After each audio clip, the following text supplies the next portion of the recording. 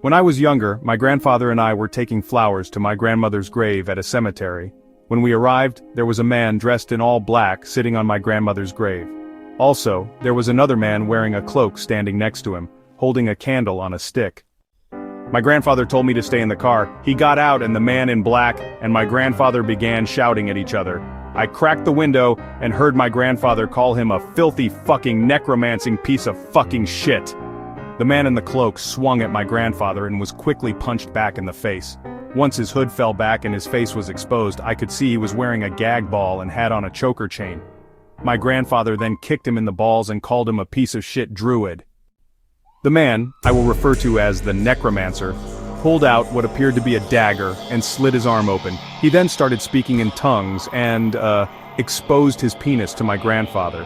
My grandfather then pulled out a pocket knife and began stabbing the necromancer repeatedly. He then slit the man's throat.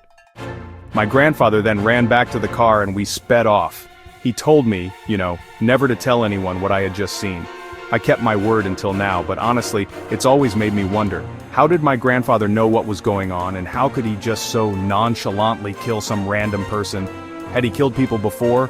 What were the weird men up to? Why did fate make him take me with him that day?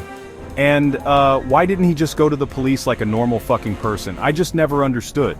I also wondered if the druid ever went to the police to report his friend being murdered in broad daylight.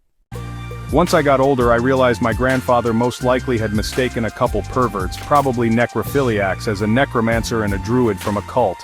Even more odd is, why in the fuck did my grandfather think there are just necromancers and druids running around in the 1970s? I guess older people will always be set in their crazy-ass ways.